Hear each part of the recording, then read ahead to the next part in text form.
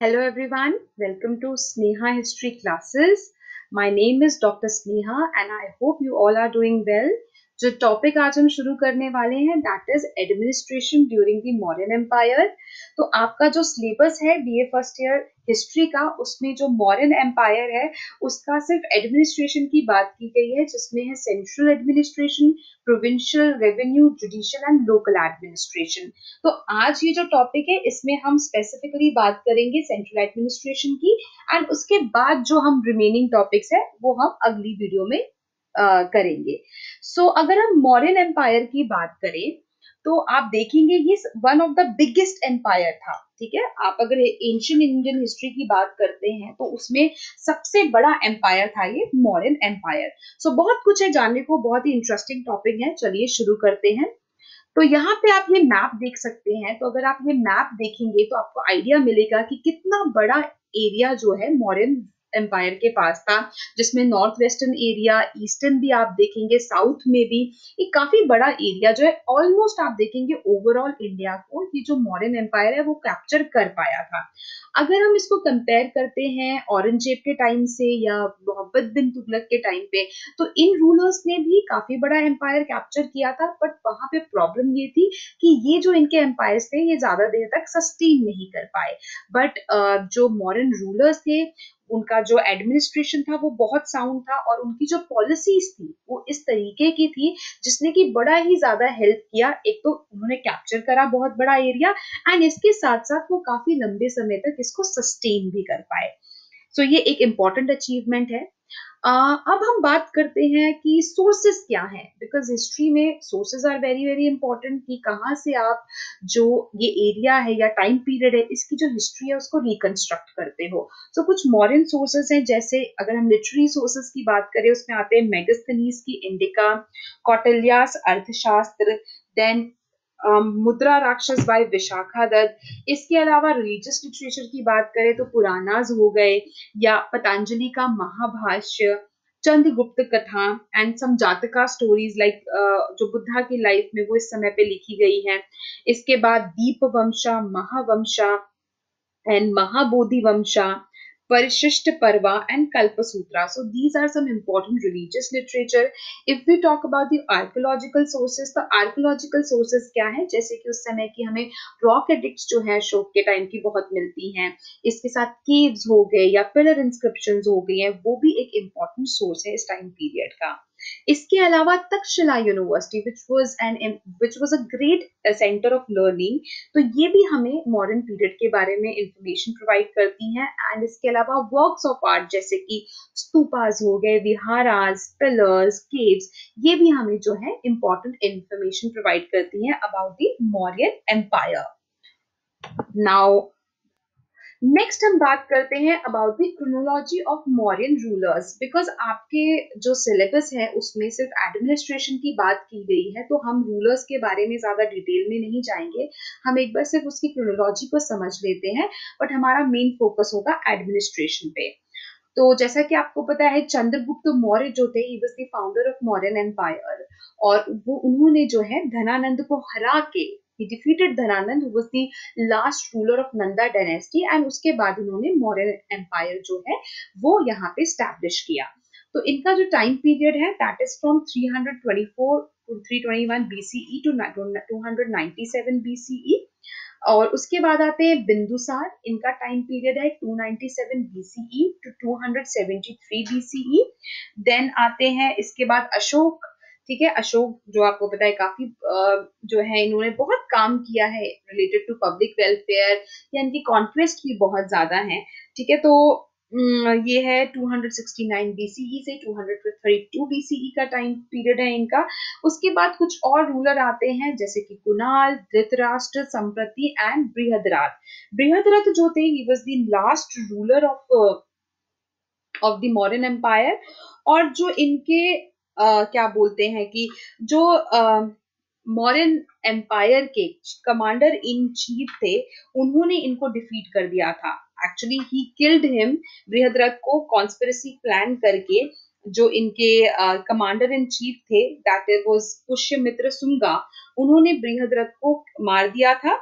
और उसके बाद उन्होंने अपना जो रूल है वहां पे स्टैब्लिश किया था, और वहां से सुंगा डायनेस्टी की शुरुआत होती है, और मौर्यन डायनेस्टी जो है वो वहां पे डिक्लाइन कर जाता है। So this was all about the main rulers of the Mauryan dynasty. तो ये हो गया क्रोनोलॉजी के बारे में। अब हम इनकी एडमिनिस्ट्रेशन के बारे में बात करेंगे।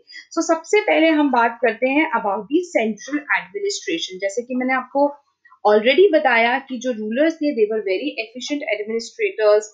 ठीक है, उन्होंने बहुत अच्छे से एडमिनिस्ट्रेशन किया, उनके बड़े सारे ऑफिशियल्स थे, ऑफिसर्स थे, जो हम अभी पढ़ेंगे उसके बारे में। और वही रीजन था कि ये जो एम्पायर था वो बहुत लंबे समय तक सस्टेन कर पाया, और बड़े एफिशिएंटली ये एम्पायर जो है वो चलता है।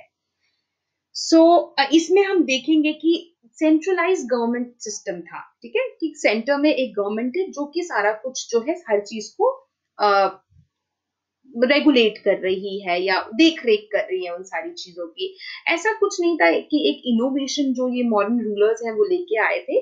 जो नंदा डायनेस्टी है उनका भी एडमिनिस्ट्रेशन बहुत अच्छा था, उसी को उन्हीं की एडमिनिस्ट्रेशन को कॉपी करते हुए उसमें कुछ इम्प्रूवमेंट करके ये एडमिनिस्ट्रेशन अपने समय पे लेके आते हैं। सो ये था अबाउट द एडमिनिस्ट्रेशन। बट अगर हम बात करें चंद्रगुप्त मौर्य की, सो वो ना सिर्फ एक ग्रेट कॉन्करर थे। कॉन्करर कौन होते हैं? जिन्होंने बहुत सारे, बिकॉज इतना बड़ा एम्पायर बनाया, वो कैसे बनाया? दूसरे एम्पायर्स को एनेक्स करके अपने पॉलिसीज के थ्रू। तो जो चंद्रगुप्त मौर्य थे उन्होंने, वो ना सिर्फ एक ग्रेट कॉन्करर थे, इसके साथ साथ वो बहुत ही अच्छे जो है कि ही वाज अ केपेबल एडमिनिस्ट्रेटर। और उन्होंने जो एडमिनिस्ट्रेटिव सिस्टम बनाया था वो बहुत ही एफिशिएंट था, जिसकी वजह से आप देखेंगे काफी लंबे समय तक जो आगे के रूलर्स आए उन्होंने काफी ज्यादा कोई much, they have not changed much. तो एडमिनिस्ट्रेशन में कुछ ज्यादा अंतर वो लेके नहीं आए। सिर्फ अशोक थे, जो अशोका ने ही tried to liberalise it further and elaborated the public duties of the state officials. ठीक है, तो उन्होंने थोड़ा पब्लिक वेलफेयर का काम किया, तो वो थोड़ा इसको लिबरल बना देते हैं। अदरवाइज आप देखेंगे कि और जो रूलर्स हुए हैं उन्होंने एडमिनिस्ट्रेशन में कोई खासा बदलाव जो है नहीं किया था। बट यहाँ पे आप देखेंगे कि मौर्यन जो एम्पायर है वहां पे आपको सेंट्रलाइज्ड मोनार्की देखने को मिलेगी। सेंट्रलाइज्ड मोनार्की मतलब कि जैसे कि जो रूलर है, ठीक है, मोनार्की जहाँ पे राजा का सब कुछ होता है, वही सारा शासन जो है उसको कंट्रोल करता है। तो यहाँ पे राजा जो था वो मोनार्क है और वही सब कुछ कंट्रोल कर रहा है। ठीक है, और जो रूलर है उसको डिवाइन के साथ तो नहीं अटैच किया जाता था, खैर ऐसा नहीं माना जाता कि भगवान उतर के आए हैं, बट ये है डेफिनेटली उनको वो गॉड का जो काम है वो कर रहे हैं, इस तरीके का कॉन्सेप्ट था।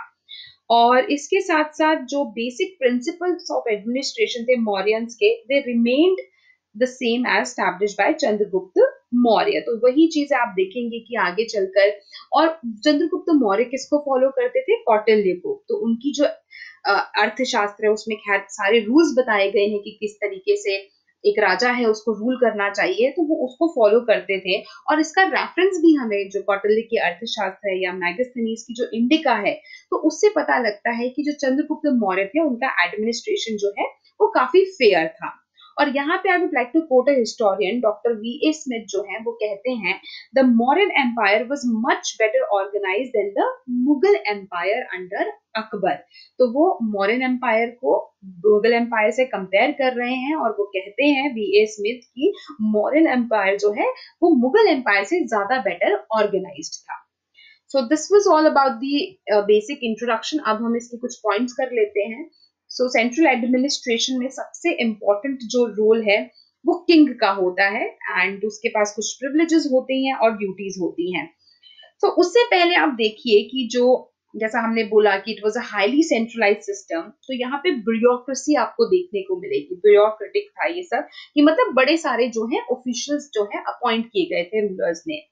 और कौटिल्य को I would like to quote, वो कहते हैं administration can not be the work of one man just as one wheel can not drive a vehicle, कि जिस तरीके से एक जो गाड़ी है वो एक पहिए से नहीं चल सकती, उसी तरीके से अगर हम एडमिनिस्ट्रेशन की, शासन की बात करें, तो अकेला राजा उसमें कुछ नहीं कर सकता।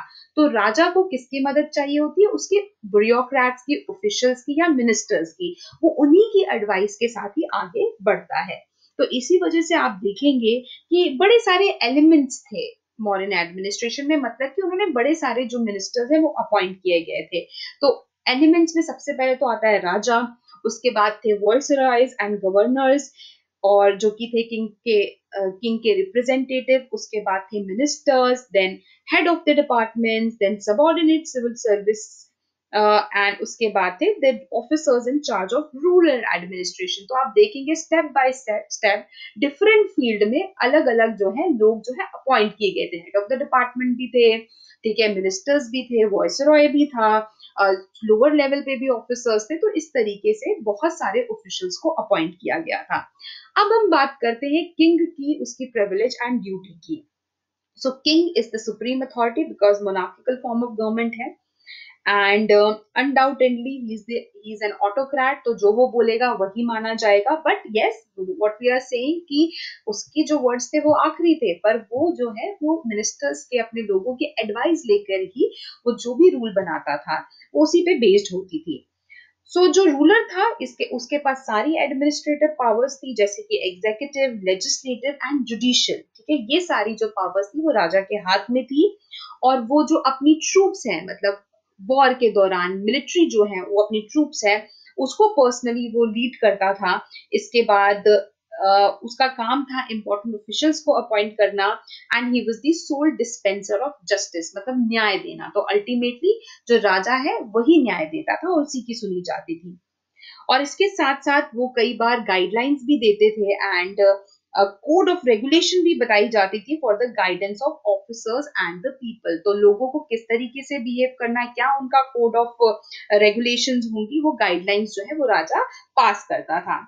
इसके बाद हमने जैसे बताया कि डिवाइन ओरिजिन का नहीं होता था राजा, बट वो है, वो उसको डेफिनेटली वो रिप्रेजेंटेटिव था गॉड का, भगवान का एक रिप्रेजेंटेटिव है वो माना जाता था। और किंग को किस तरीके से डिस्क्राइब किया गया? ही वाज डिस्क्राइब्ड एज देवनम प्रिया। देवनम प्रिया मतलब बिलवेड ऑफ द गॉड। तो इस तरीके से उसको डिराइव किया गया है। उसके बाद आप देखेंगे कि जो राजा था वो कैसी लाइफ जीता था। तो लग्जूरियस तो डेफिनेटली थी। जो राजा है उसके पास एक रॉयल पैलेस होता था, ठीक है, उसके बहुत सारे सर्वेंट्स होते थे, एंड वो हंटिंग के लिए जाता था। उसके साथ कोर्टियर्स होते थे उसके, एंड उसकी पर्सनल सिक्योरिटी के लिए बॉडीगार्ड्स होते थे, जिसमें से वुमेन बॉडीगार्ड्स भी होती थी। जब हम स्पाई सिस्टम जो है मॉडर्न एम्पायर का बहुत बहुत ही एफिशिएंट था, जिसको हम एस्पियोनेज सिस्टम भी कहते हैं, कि हर जगह उन्होंने स्पाइस, स्पाइस कौन होते, जासूस लगाए हुए थे, और जिसमें वुमेन स्पाइस भी होती थी, तो वो एक इम्पॉर्टेंट रोल प्ले करती हैं। और अब जो ड्यूटी क्या होती थी राजा की, तो राजा की परमानेंट ड्यूटी ये थी कि वो लोगों को, अपनी जनता को प्रोटेक्ट करे, उनके वेलफेयर का ख्याल रखे, और उनको एक, मतलब उनके जो समाज है, सोसाइटी में लॉ, पीस एंड ऑर्डर जो है उसको मेंटेन रखे, और कोशिश करे कि जो उसकी जनता है वो प्रॉस्परस रहे, ठीक है, उसको, उनको किसी चीज की कमी ना हो। इसके बाद जो राजा था, ही was the busiest person in the kingdom, क्योंकि उनको बहुत सारे काम होते थे, एंड वो अर्थशास्त्र के अकॉर्डिंगली एक्ट करता था। जैसे मैंने आपको बताया कि कौटिल्य ने अर्थशास्त्र करी है, क्योंकि चंद्रगुप्त मौर्य को राजा बनाने के पीछे सबसे बड़ा रोल जो है वो किसका था? कौटिल्य का। तो कौटिल्य की वजह से ही चंद्रगुप्त रूलर बने थे। तो वो कौटिल्य की हर एक बात को मानते थे और अर्थशास्त्र के अकॉर्डिंगली रूल करते थे। और both day and night were divided into 8 parts, and each part he performed different duties punctually। तो राजा पंक्चुअल होता था, ठीक है, रात और दिन को 8 पार्ट्स में डिवाइड किया गया था, और अलग अलग पार्ट में उसकी डिफरेंट ड्यूटीज होती थी। और ऐसा बोलते हैं कि चंद्रगुप्त जो है वो सिर्फ 6 घंटे के लिए सोते थे, और जब वो ड्रेसअप हो रहे होते थे तो मतलब बड़े सारे लोग उनकी हेल्प करते थे, कुछ कोई उनका कॉम कर रहा है हेयर, तो मतलब, और उस टाइम पे वो लोग वो मतलब सुन भी रहे हैं। He used to listen the reports of his spies and assign them duties, मतलब कपड़े पहनते हुए, वो करते हुए भी ही वाज डूइंग वर्क, ठीक है। तो ये था, मतलब obviously he was a very busy person. But at the same time he was easily accessible to his subjects. अगर जब उनको लोगों को, जब जनता को उनकी जरूरत होती थी तो वो उनके लिए अवेलेबल होते थे। इसके बाद जो किंग थे, उनको ये जो सर्विसेज वो लोगों को प्रोवाइड कर रहे हैं उसके बदले में जो जनता है वो उनको टैक्स देती थी। ठीक है, नेक्स्ट हम पॉइंट आता है इसके बाद काउंसिल ऑफ मिनिस्टर्स। तो ठीक है, किंग है, इंपॉर्टेंट है, पर वो एडवाइस मानता था किसकी? अपने काउंसिल ऑफ मिनिस्टर्स की। तो अब जानते हैं कि काउंसिल ऑफ मिनिस्टर्स क्या था, ये क्या चीज है बेसिकली। सो जो किंग है और उसकी जो मिनिस्टर्स हैं, they were important limbs of the administration. तो दो टाइप की काउंसल्टेटिव बॉडीज होती थी, कंसल्टेटिव बॉडीज दो तरीके की होती थी, जो कि जिसको बोलते कि बहुत इंपॉर्टेंट पार्ट था राजा के एडमिनिस्ट्रेशन का। एक होती थी स्मॉलर और दूसरी होती थी लार्जर। तो एक छोटी कंसल्टेटिव बॉडी है, एक बड़ी कंसल्टेटिव बॉडी है। और अर्थशास्त्र में ये चीज कही गई है, it reminds the king that he can succeed only if assisted by competent counsellors. तो अगर उसके काउंसलर अच्छे हैं तो एक राजा जो है बड़े एफिशिएंटली रूल कर पाएगा। अगर वो ढंग की एडवाइस उसको नहीं दी जा रही है या वो उसको ध्यान नहीं दे रहा है तो उसका जो रूल है वो ज्यादा समय तक लास्ट भी नहीं करेगा और एडमिनिस्ट्रेशन अच्छे से नहीं चल पाएगा। एंड यहाँ पे कौटिल्य कहते हैं that sovereignty is possible only with assistance. मतलब ऑब्वियसली एक अकेला राजा कुछ नहीं कर सकता। ठीक है, उसके पास किस तरीके के लोग हैं, उसकी जनता कैसी है, कैसे मिनिस्टर्स है, ऑफिशियल्स है, वो ईमानदार है या नहीं है, वो ढंग से काम कर रहे हैं या नहीं कर रहे हैं, वो बहुत मैटर करता है कि कैसा वो रूल चलेगा। सो इसी वजह से अकेला रूलर कुछ नहीं कर सकता, उसकी जो बॉडी है, जो उसके मिनिस्टर्स हैं, उसमें क्या पूरी जनता है, वो इंपॉर्टेंट रोल प्ले करती है। तो खैर असिस्टेंस के लिए वो अपने जो काउंसिल ऑफ मिनिस्टर्स है उनकी सुनता था। तो हमने बोला यहाँ पे दो कंसल्टेटिव बॉडी होती थी, एक बड़ी बॉडी होती थी, एक छोटी बॉडी होती थी। सो जो बड़ी बॉडी जिसको हम कहते हैं लार्जर बॉडी था, उसको बोला जाता था काउंसिल ऑफ मिनिस्टर्स, और जिसको बोलते हैं हिंदी में मंत्री परिषद। तो मंत्री परिषद होती थी एंड ये लार्जर बॉडी थी। और इसके मेंबर्स कितने होते थे? 12 भी होते थे, 16 भी होते थे, 20। सो डिपेंड करता था। ऐसा नहीं है कि एक फिक्स अमाउंट ही था, फिक्स नंबर ही था मिनिस्टर्स का। मतलब जो भी डिपेंड करता है कि जो राजा है जिसे जितने अकॉर्डिंगली वो बढ़ाना भी चाहे तो बढ़ा सकता था। बल्कि कौटिल्य फेवर करते थे कि ज्यादा मिनिस्टर इसमें होने चाहिए। सो इन जो मंत्री परिषद है इनको अमात्यास भी बोला जाता था। ठीक है, और दे वर एग्जीक्यूटिव हेड्स ऑफ डिपार्टमेंट। तो जो हेड ऑफ डिपार्टमेंट हम देखेंगे क्या है, तो वो हेड ऑफ डिपार्टमेंट उसके हेड होते थे, एग्जीक्यूटिव्स होते थे ये अमात्यास। और ये जो भी अमात्यास थे, each of them was the head of one और फ्यू एडमिनिस्ट्रेटिव डिपार्टमेंट्स। ठीक है, तो एक या एक से ज्यादा भी जो एडमिनिस्ट्रेटिव डिपार्टमेंट्स थे उनके हेड होते थे। और ये जो सारे अमात्यास थे या मेंबर्स थे मंत्री परिषद के, they were being appointed by the king on merit. तो यहाँ पे ये चीज ऐसा नहीं है कि मिनिस्टर का बेटा है तो उसको भी वही पोस्ट मिलेगी। वो क्या होता था, कैलिबर के अकॉर्डिंगली, अगर उसके अंदर कैपेबिलिटी है, अगर उसके अंदर मेरिट है तो ही उसको जो है अपॉइंट किया जाएगा। एंड जब अगर वो अच्छे से फंक्शन नहीं करेगा तो राजा के पास ये पावर भी थी कि उसको वो उसकी पोस्ट से हटा भी सकता था। इसके बाद the king was not the head of मंत्री परिषद। उसके लिए कौन हेड होता था इनका?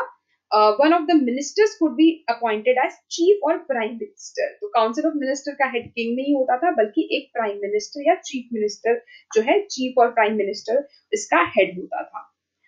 इसके बाद हम बात करते हैं, तो ये तो हो गई लार्जर बॉडी की जिसको मंत्री परिषद कहते हैं। अब जो स्मॉलर बॉडी है जिसको हम स्मॉलर कैबिनेट कहते हैं, और इसमें बड़े ही इंपॉर्टेंट मिनिस्टर्स होते थे, इनको बोला जाता था मंत्री। तो वन इज मंत्री परिषद, द लार्जर बॉडी, और दूसरी जो स्मॉलर बॉडी है उनको बोला जाता था मंत्री। और इसमें 4 या 5 नंबर्स होते थे जो ऑफिशियल्स होते थे, और ये जो है राजा को एडवाइस करते थे। और इट इंक्लूडेड युवराज इसमें होता था, प्राइम मिनिस्टर, और इसके बाद पुरोहित, commander in chief and treasurer. तो आपको नाम से ही पता चल रहा है ये सब इंपॉर्टेंट ऑफिशियल्स हैं, तो राजा के बहुत ही खास होते हैं और जिनके एडवाइस जो राजा है वो मानता ही मानता था। तो ये जो ऑफिशियल्स थे they were part of मंत्रिन्स। And ये जो काउंसिल थी ये बहुत ही इफेक्टिव रोल प्ले करती थी एडमिनिस्ट्रेशन में। इसके साथ जो कौटिल्य है वो कहते हैं, उन्होंने वो ही प्रोवाइड्स लाइक वो मंत्रिन्स को ज्यादा इंपॉर्टेंस देते थे as compare to the council of ministers और मंत्री परिषद। और according to Kautilya even the walls have ears, कि जो दीवारें हैं उनके भी कान होते हैं। तो इसी वजह से आप देखेंगे ये जो मंत्रीज होती थी, इनकी जो मीटिंग्स थी वो बड़ी ही कॉन्फिडेंशियल होती थी, हाईली गार्डेड होती थी, प्राइवेट प्लेसेस पे ये मीटिंग्स होती थी जिससे कि बाकियों को पता ना चले। And the king had the legal power to refuse to work on their advice, but in practice he hardly did so, कि राजा के पास ये अधिकार था कि वो इनके एडवाइस ना माने, पर एक्चुअली राजा जो है वो इनके एडवाइस मांगता था। क्यों? क्योंकि उनको लगता था कि ऑब्वियसली ये बेटर एडवाइस करेंगे, that is the reason. Now next point आता है ब्यूरोक्रेसी एट द सेंटर। तो मैंने अभी आपको शुरू में भी बोला कि बड़े सारे ऑफिसर्स थे, हेड ऑफ द डिपार्टमेंट थे, बहुत ऑफिशियल्स को अपॉइंट किया गया था। ठीक है, ये एक इंपॉर्टेंट फीचर है मॉडर्न एडमिनिस्ट्रेशन का। So जो modern administration that was carried on by an organized, efficient and highly centralized bureaucracy, और ये सब क्या सेंट्रल में अपॉइंटेड होते थे, it was centralized। इसके बाद जो द मिनिस्टर्स थे who were the heads of various departments were, तो बड़े सारे मिनिस्टर्स थे अलग अलग डिपार्टमेंट के, जैसे कि समर्था, he was the revenue minister, सनिधता, head of royal treasury, Purohit, chief priest, सेनापति, he was the commander of the army, न्यायाधीश, he was the supreme judge, then प्रशस्त, head of the police, Dwarika, chief of the palace attendants, Antarvanshika, chief of the palace guards, Durgapal, governor of the fort, Antapal, governor of the frontier and पॉल, he was the governor of the capital etcetera. तो ये कुछ important है। इसके अलावा भी बड़े सारे जो मिनिस्टर्स होते थे, they were the head of the different departments. और इसके अलावा कुछ और नंबर भी बताए गए हैं, जो कि there were other numerous officers who worked in various departments, और इन सब डिपार्टमेंट में और भी ऑफिसर्स थे, जैसे कि ऑडिट एंड अकाउंट्स होता था, treasury department, records, mines, mint, commerce, excise, agriculture, toll etcetera. And ये जो डिपार्टमेंट्स थे, they were presided over by head और सुपरिटेंडेंट कॉल्ड अध्यक्ष। तो ये डिफरेंट, जैसे एग्रीकल्चर डिपार्टमेंट हो गया, एक्साइज, कमर्स, इन सब का एक हेड या सुपरिटेंडेंट होता था जिसको बोला जाता था अध्यक्ष। तो कई बार जो अध्यक्ष है, खैर अध्यक्ष को असिस्ट करने के लिए और भी ऑफिशियल्स होते थे, जैसे अकाउंटेंट होता था, scribes, coin examiner, stock takers, और भी ऑफिशियल्स होते थे। और बड़े सारे केसेस में जो हेड ऑफ द डिपार्टमेंट है और जो मिनिस्टर इन चार्ज है वो दोनों सेम होते थे। और ऐसा माना जाता है कि अशोक के टाइम पे, आप अशोका के टाइम पे देखोगे कि जो सीनियर अमात्यास थे, देवर कॉल्ड एज महामात्रास। तो यहाँ पे जो इनका नाम है वो बदल दिया गया है, जो मिनिस्टर्स उनको बोला जा रहा है महामात्रास। और अशोका ने जो है ही हैड अपॉइंटेड द धर्म महामात्रास, जो कौन थे, ये धर्म महामात्रा का ड्यूटी था to promote religious harmony, piety and charities. तो दान दक्षिणा करना, रिलीजियस हार्मनी को मेंटेन करना, ये काम था धर्म महामात्रास का। इसके बाद अब ये जो मॉडर्न एडमिनिस्ट्रेशन में ये जो ब्यूरोक्रेसी है, जिसमें हम बोल रहे हैं मिनिस्टर्स है, उनको कैसे कब अपॉइंट किया जाता था, तो वो असेस करते थे रूलर, क्योंकि स्पाइस जैसे मैंने बताया अपॉइंट किए गए थे, तो उनके बहुत टाइम से उनके कैरेक्टर को वेरीफाई किया जाता था। दे वर टेस्टेड सीक्रेटली, उनका बड़े मतलब जासूस जो थे उसको ध्यान से रखते थे। सो इनके बावजूद ये सारी चीजों के असेसमेंट के बाद ही उनको जो है उनको ये पोस्ट जो है वो दी जाती थी। So this was about the central administration, जिसमें हमने काउंसिल ऑफ मिनिस्टर्स की बात करी, मंत्रिन्स की बात करी, किंग की ड्यूटी एंड ब्यूरोक्रेसी की बात करी। अब हम बात करते हैं जो नेक्स्ट इंपॉर्टेंट पॉइंट है, that is the provincial administration. So जिस तरीके के आज हमारा जो इंडिया है, it is divided into different states, similarly आप देखेंगे जो एम्पायर्स हैं वो प्रोविंसेस में डिवाइड होते थे। सो मॉडर्न एम्पायर में भी there were many provinces and in each province a governor was appointed. तो हर एक प्रोविंस में आप देखेंगे गवर्नर होता था, और ये जो गवर्नर, जैसे कि आप देखेंगे आज की डेट में जो यूटीज हैं, जो यूनियन टेरिटरीज है, वहां पे गवर्नर होता है। तो सिमिलरली यू कैन सी कि प्रोविंस में भी गवर्नर होता था, और ये जो गवर्नर होता था ये बहुत ही इंपॉर्टेंट होता था। और हु वाज ही, कौन अपॉइंट किया जाता था, तो जो रॉयल ब्लड है, जो युवराज है, जो राजा का जो प्रिंस है, he was been appointed as the governor, और इसको बोला जाता था कुमार महामात्रास इन गवर्नर्स को। ठीक है, सो कुमार महामात्रास कौन होते थे, princess of the royal blood. And अब जो प्रोविंसेस थी, तो दो तरीके की प्रोविंसेस होती थी उस समय पे। कुछ वो प्रोविंसेस होती थी जो डायरेक्टली रूलर के पास होती थी, जो राजा उसको डायरेक्टली कंट्रोल कर रहा है। दूसरी प्रोविंसेस इस टाइप की होती थी जिन्होंने रूलर की ओवरलॉर्डशिप एक्सेप्ट कर ली है, पर वहां पे जो रूल जो है वो अपने अकॉर्डिंग कर रहे हैं, एडमिनिस्ट्रेशन अपने हिसाब से चला रहे हैं, बट उन्होंने ओवरलॉर्डशिप जो है मॉडर्न रूलर की कर ली है एक्सेप्ट। तो इस तरीके के दो प्रोविंसेस होते थे, एक डायरेक्टली रूलर कंट्रोल करता था, एक ने ओवरलॉर्डशिप एक्सेप्ट करी थी, बट वो रूल अपने अकॉर्डिंग करते थे। सो अब हम कुछ इंपॉर्टेंट प्रोविंसेस की बात करते हैं जिसको डायरेक्टली जो मॉडर्न रूलर है वो कंट्रोल करते थे। उसमें से सबसे पहला आता है द प्रोविंस ऑफ मगध और eastern province. So this province was under the direct control of the king himself. And ये कौन कौन सी टेरिटरी थी? इट कंप्राइज द प्रेजेंट, आज के दिन में जो यूपी, बंगाल, बिहार एंड उड़ीसा है, वो इस प्रोविंस के अंडर आता था। एंड इसकी कैपिटल थी पाटलिपुत्र। इसके बाद नेक्स्ट आता है नॉर्दर्न प्रोविंस। तो ये it comprised of modern Afghanistan, Baluchistan, Punjab, Sindh and Kashmir etcetera, और इसकी कैपिटल थी तक्षशिला। नाउ नेक्स्ट आता है the western province. So it consisted of present Malwa, Gujarat and Rajasthan, और इसकी कैपिटल थी उज्जैन। उसके बाद नेक्स्ट आता है सदर्न प्रोविंस। सदर्न प्रोविंस में एरिया है, it included the area from Vindhyachal mountains to Mysore, और इसकी कैपिटल थी सुवर्नागिरी। सुवर्नागिरी। उसके बाद नेक्स्ट आता है कलिंगा प्रोविंस। तो जो ये जो कलिंगा प्रोविंस था, ये during Ashoka's time Kalinga was conquered and was included in the Mauryan empire as a new province. तो अशोक ने ही इसको जीता था, उससे पहले it was not the part of Mauryan empire. और इसकी जो कैपिटल थी इस न्यू प्रोविंस की वाज तोशाली।